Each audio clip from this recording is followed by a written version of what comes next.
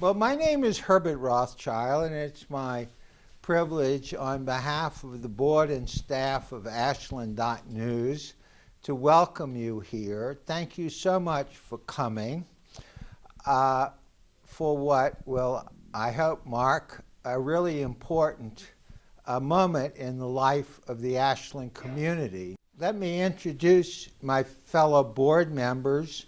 Some of them are in the room. Gary Anderson. Laura Simons is in the room. Laurie Kaplan is on the Zoom. Is Paul Steinley? Yeah, right here. Oh, hey, Paul. And Todd Davies. There's Todd waving down in the lower left corner of the screen. This is a wonderful group of people. It's just a real pleasure for me to serve with them. If you go to the Ashland.News website, you will see thumbnail biographies of all of the board members and the two staff members, the two present staff members.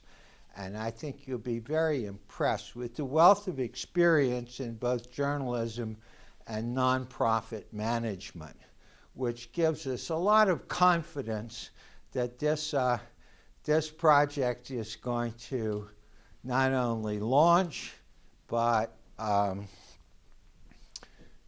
sustain itself for many years. I also want to say that there are some people, and I have not been authorized to use their names. There were 7 folks who had enough confidence in this project to put up the seed money to make it happen. And I want to thank all of them too. We just got word from Mayor Julie Akins that she is under the weather and won't be able to attend. But I'm delighted that we have 2 past mayors of Ashland, John Stromberg and Alan DEBOER, come to express with us the importance to a community of having really steady, in-depth, and professional coverage of the life of that community. I also want to thank Pam Marsh, Representative Pam Marsh, and State Senator Jeff Golden for being here.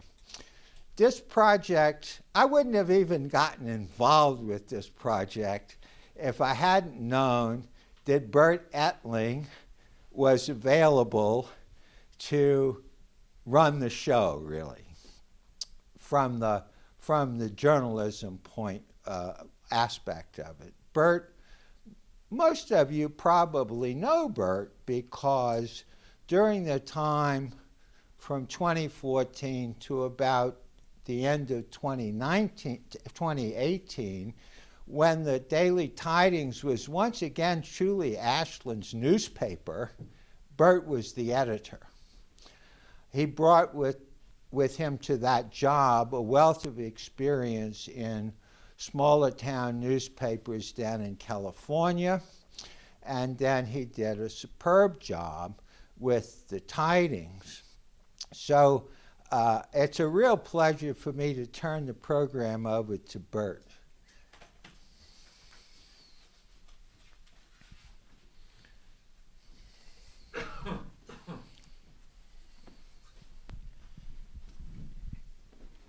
Thank you, Herbert. Thank you all for being here today and for your presence in support of not necessarily Ashland.News, but in support of journalism and reliable local communication. I'm glad you could be here. And we are videotaping this, and it will be available later on RVTV, and we'll be setting up a YouTube channel for Ashland.News. I'm going to give a few remarks, and then we'll have others come up, our honored guests, to briefly share their thoughts on what their hopes are for our project and what it can do for the community.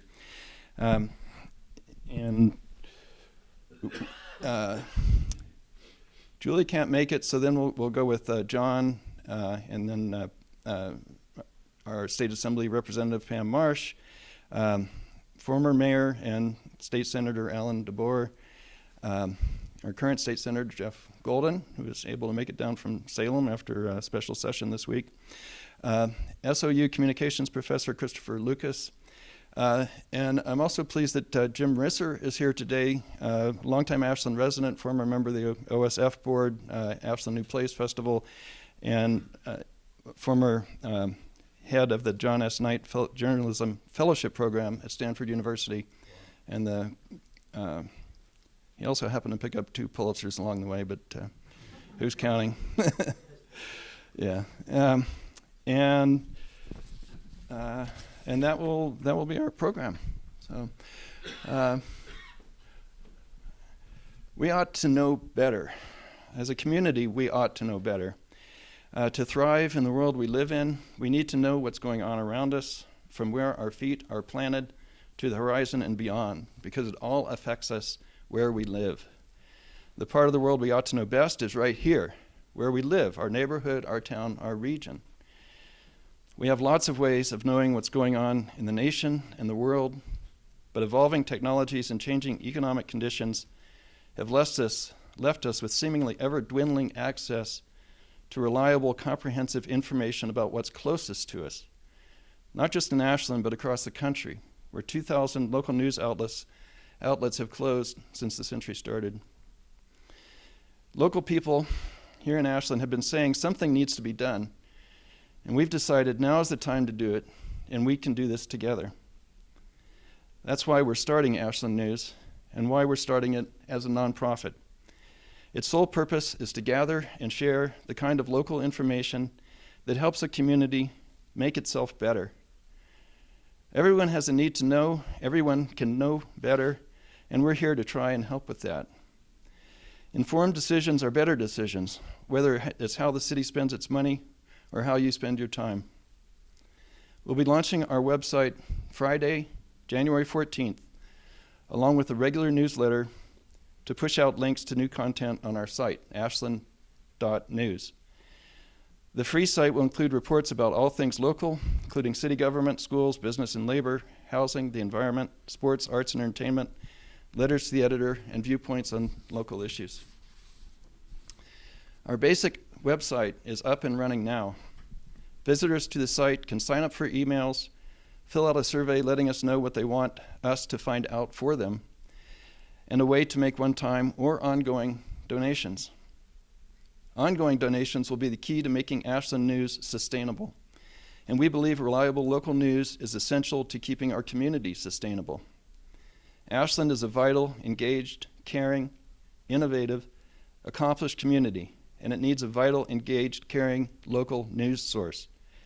Together we can build a better news source that makes this a better community. That's my thoughts. So, John, I'll turn it over to you. Past Mayor John Stromberg.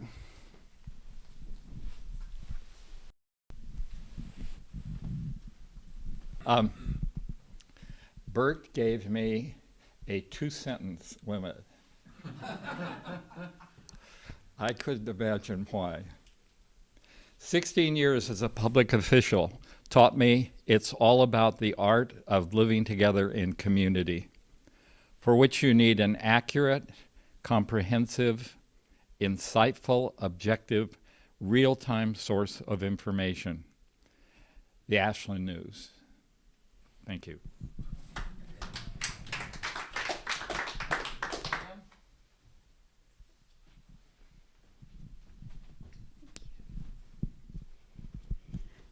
I think John set a good standard there for brevity, so I'm going to try and follow that. I think that, first of all, I am so grateful to be here with all of you here in person and on Zoom. This is a wonderful undertaking, a valiant endeavor, and I am here to support you in any way possible. Certainly, if there is anything we have learned over the last couple of years, and we have learned a lot over the last couple of years, it is how difficult it is sometimes for us to agree on the facts of a situation, and it is additionally how destructive it is for our communities when we don't agree on the facts or we don't understand those facts together. This is an effort to make sure that our community of Ashland has a solid, dependable, trustworthy source of news. We may still disagree. We will disagree. I can guarantee that. But if we start from the same place of understanding the situation that we're confronted with, then we are miles ahead in trying to bring differing views together. So I applaud you. I am totally grateful for you, and I am very excited to collaborate with you in any way possible. Thank you.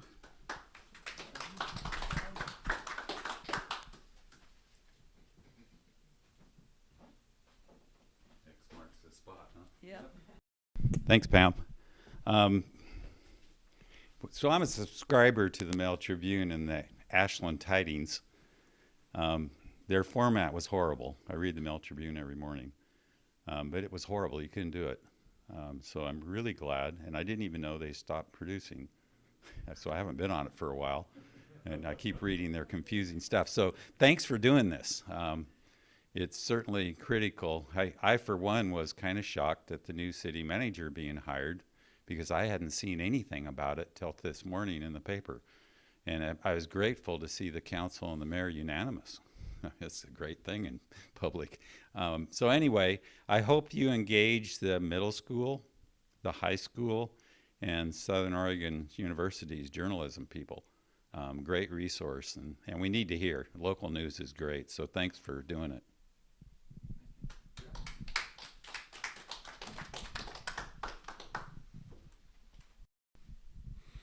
Thanks, Alan. Bert, thanks for not giving me the 2-sentence mandate, because I don't think I can do that. Because this to me has so much history to it. First of all, I'm struck by the wealth of, first of all, I'm struck by the people on screen and in this room and the collective investment that they've made in this community, and thousands and thousands of hours altogether into making a better community. And secondarily, when I was coming over, I was thinking about the history, the pedigree of this idea, because I got to Ashland in 1980, and I've been part of either 3 or 4 separate conversations over the years about establishing a news outlet for Ashland that wasn't beholden much to advertising or other kinds of pressure. At least 3 of those were attempts or serious conversations about buying the Tidings at different points when it was Recording in progress. I knew that. When it might have been for sale. None of them happened. But the idea, the premise was Ashland is full of people who have an interest in being involved in their community, are curious, intellectually curious, are really kind of interested in solid information more than they are kind of clickbait news. And what better small community to support a venture like this? And some very talented people came together at least 3 or 4 times to sort of broach this idea, but it's not quite this idea because this adapts with the technology. I don't think anybody thinks it would be smart to start a daily print newspaper today. The signs are pretty clear about that. So this continues, and I think realizes an idea that people have had about this community and what it needs for about 40 years. And this one's going to work because people in Ashland are like that. They do want to be involved, and they're tired of having media so influenced by objectives that are different from why a free press was established in the first place. So I really hope people support this, try it, and support it. And I want to reinforce what Pam said. I think at the root of our challenges in a community, in a state, in a nation, is the absence of a foundation of shared information. You know, everybody I know is asking, what am I supposed to believe right now? And I think what Bert and Herb and others are bringing together, a qualified professional core of people who clearly have no agenda other than to put out good, important information. And I think they have a chance of achieving a certain level of credibility that's unusual these days, and all the pieces line up here to have a really promising and important new enterprise that can help us answer the question, who are we supposed to believe? And Bert, one thing I really hope happens is that you continue what you brought to the tidings in terms of inclusion of community members with different contributions to make. That made all the difference, and I'm hoping it's a cornerstone of this venture as well. Congratulations. Let's all do what we can to support this going forward and see what we can do.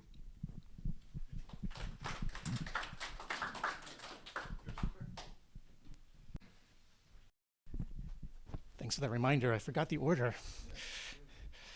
Hi, folks. My name is Christopher Lucas. I'm on the faculty of the Communication, Media, and Cinema program here at SOU. And this is quite an illustrious group of people. I'm really glad to be here to support this project. You know, as you can imagine, I speak to my students a lot about both the power, but also the limitations of commercial media for producing journalism. And we also talk about the long history of nonprofit journalism, right? Some of our most trusted sources globally, nationally, are nonprofit outlets. And over the last 10 years or so, one of the really promising developments has been extending that model down to the local news level. So this is a fantastic forward-thinking project. I'm really excited to see what we can do at the university to support this. Of course, we have a digital journalism minor. We also have a growing footprint in documentary.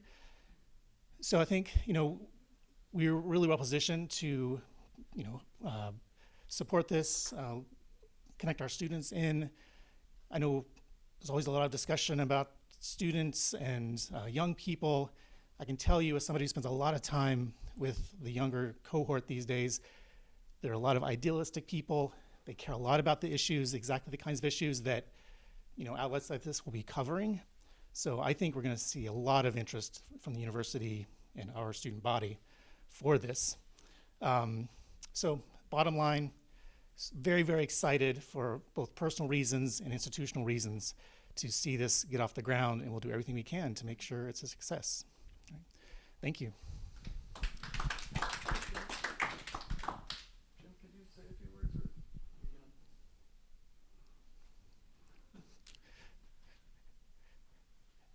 Who's next on our merry-go-round? So I'm Jim Risser. I'm glad to be here and be part of this today. I worked for 20 years as a journalist, mostly as Washington, D.C. bureau chief of the Des Moines Register. And then I ran a journalism program at Stanford. And I've always loved local news, and I think it's crucial that this town have a good source of news that's regular, comes out every day in some way, not just occasionally. And so I'm looking forward very much to this new adventure. Bert Etling was a terrific editor of the Tidings, as has been mentioned, made the paper a lot better while he was there, and I know that he's the right guy to run a new news source for Ashland such as this one. So I'm looking forward to it. Thank you very much.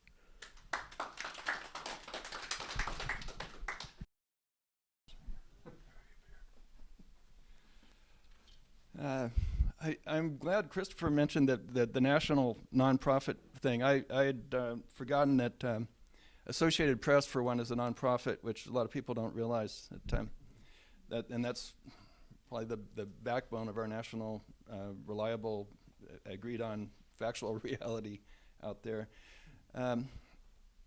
I would like. We're not going to put her on camera, but for the people in the room, our reporter Holly Delamuth is here in the back, and we're very fortunate to have her. Herb said he wouldn't have done it without me. I wouldn't have done it without Holly. So this it's great to have her on board. We didn't get much press response, but if anybody has any questions or suggestions. I've duly noted the remarks you've made, and they were fabulous. Thank you for that. But Seeing none, Herbert, is there? Oh, I'm sorry. Can you describe more about how it's going to be funded? Excellent question. We are planning to be donation-based with some sponsorships, much like the public radio model, with fund drives and underwriters who support the station through a form of advertising. There's also grant monies available for local nonprofit journalism. I've been very fortunate at my time at the Applegator to learn about how a nonprofit is run and how important it is to the community and how gratifying that response is. We were in deep trouble over there after COVID hit, and we were unable to hold the in-person fundraisers that had traditionally made up a third of our revenue or so. And we joined the Institute for Nonprofit News, which we'll be doing with Ashland.News, and got onto a news match, which is a program that matches local donations, and did very well with that last year, and it's going well again this year. And that may be part of what makes up our funding stream at Ashland.News. John? Bert, I don't see anybody from JPR here, and they've been expanding. Yeah, that's right. He didn't wear his name tag today. Ask a question, man. Well, I wondered if there had been any outreach to JPR, and it sounds like there has been. They've been expanding their news capability. And Excellent question, and actually that comes up a fair bit because people are interested in seeing a good local news product, and they want them to be complementary, not competitive. And we actually had a conversation yesterday, I did, and one of our board members, Paul Steinley, with Paul Westhall, the director at JPR. And we kind of are doing slightly different things. They're much more regional, but there are opportunities for complementary coverage in smoke, fire, climate change, affordable housing. I mean, these are issues which, with broad national and state issues that are in JPR's sweet spot, but they're also, we want to bring that local angle home to our Ashland readers and how it affects us here at home. Bert, I don't know if you can hear me. I'm on Zoom. Hey, Wendy. Hey, how are you? Good, thank you. Hey, I'm wondering if we can share that news announcement on social media and email and that sort of thing to start really getting this out more. Wendy, I'll get you a check for $5 for asking that question. That's great. That's a super question. We do have something prepared that will be posted on our Facebook page today. Actually, Todd, can you tell me when it's already up there? Or will be shortly? Todd's posting that on our Facebook page. Not yet, but it will be. And there's lots of snow up here. I'm having a lot of trouble with my connection. It will be up as soon as we're off here and the snow lets me do it. Excellent. Yeah, Todd's up near Mount Ashland in the Colstein Valley, but we're also on Twitter and Instagram, and so yeah, we'll have that up and available for liking and sharing on Facebook. Jeff? Bert, how precise are the geographic boundaries for this coverage? How are you thinking about Ashland in terms of Ashland.News? Our coverage area I see is the 97520 zip code, so down to the Green Springs, out past Mount Ashland, down to the California border, and up into and including Talent, because we're a community of interest in these things. A lot of our workforce in Ashland lives in Talent, and I mean we're all on this boat together. So it's certainly an area. We're not just doing the incorporated city limits by any means, but yeah. Do you think there are issues that might pull you further into the county in that? Well, sure. I mean, you can't understand some of the issues without looking, county or statewide or nationwide for that matter. but that's a allocation of resources thing. Our guiding principle will be to provide something that you can't find elsewhere. So if something's adequately being covered at a county or state level, then bless them. But if it's not something that our readers should know and don't have available, then that's something that we would provide. So.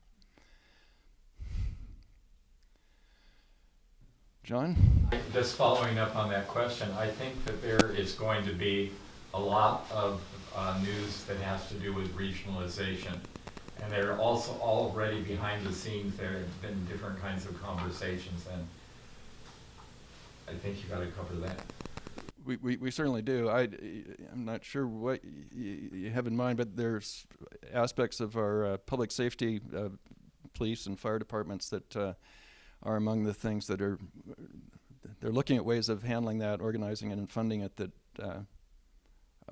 go beyond Ashland. That's for sure. So, Holly. How many reporters are you planning to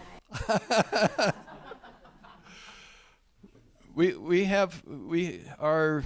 Our sketched-in budget is 4.5 FTEs. That includes a half-time development person. Did you say 4.5? Yeah. Basically, 2.5 reporters, an editor. That's 3.5, and then kind of a graphics, photography kind of video person. Good question. Christopher? You sort of talk about for the next 3 months for the organization and what your priorities are going to be, what you'll be working on? Another good question. This is a great group. I need to fill up all those buckets. We've got, I think, 35 buckets, I'm calling them, links on our homepage, and I'd like to have content in all of those. So that's quite a bit of writing and editing that we need to fill in. Due to the nature of our launch, where we won't have particularly timely information, we're kind of doing the sort of thing that a newspaper traditionally does at the end of the year, where you take a look back, a look forward, figure out what's going on, and we're calling that Ashland Where We Are, because that is where we are, but we're also trying to figure out where we're at. So, and it'll be kind of a framing thing, so to help people navigate the city they live in. So, hi, yeah, Jason. I was wondering if you could talk about what the editorial policy will be. Who will decide what stories get told? That's on me. We're in line with nonprofit guidelines. We will have donor transparency. The donors don't have any influence on what the content of the publication is, and we'll abide by the Society of Professional Journalists Code of Ethics. Thank you, Paul, for bringing that up. And it's going to be a straightforward, not a partisan thing. I'm aware of and have no problem with advocacy journalism. I think that's great and it has its place, but that's not what we're doing here. We're getting the information out there for people to make their decisions and draw their conclusions about what action should be taken. So with that, do you plan to have an editorial component or just news? We will have a viewpoint op-ed section, and we will opine about some of those things.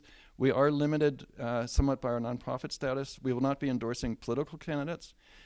So so that's off the table, which is kind of a relief, and a lot of newspapers are debating about whether they should do that or not. So, but that's, we'll be abiding by the IRS guidelines actually for nonprofits. But we will have a bevy of opinions in there because we're a platform for the community, and the community has a lot to say about these things. Alan. You've done a great job. I don't think any question in the past, and we look forward to Herbert's column coming back.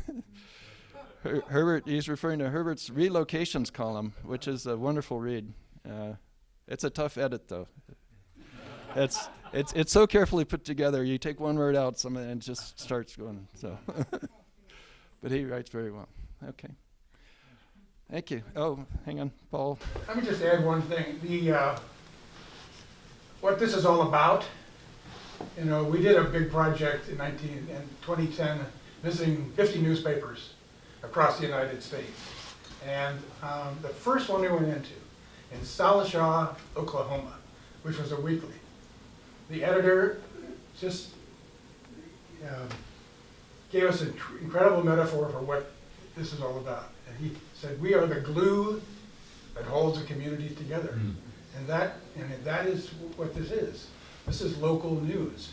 Again, it's just getting this fact base, which you've learned in the last decade, is so important for us as citizens to have. You know, to live in a world of reality rather than a world of supposition and speculation. And I think, you know, I think this is going to start off modestly, but I think, you know, the goal is so important that I think when the community realizes what the opportunity is here, that the support will flow to it. So, you know, the goal is to be the glue that holds Ashland together. So. Thank you, Paul. And before I hand it back to Herb, I'll just say the Ashland.News, I'll reiterate, is live. We'll be posting information there about fundraisers or other events. In the meantime, sign up for our newsletter, fill out the survey, and this is going to be fun. I'm going to be looking forward to it, and very useful for the community, I hope. Thank you.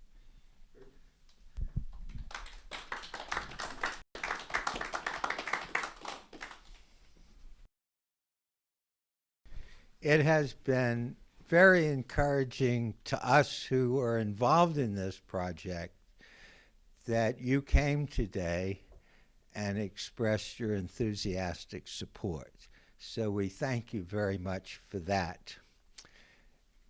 In the kitchen, there is coffee, and there are cookies that my wife, who is on the Zoom, made for us. So you're welcome to stay and socialize, and I do believe that the state rules allow us to take off our mask when we chew. So thank you so much for coming, and stay for a while if you can.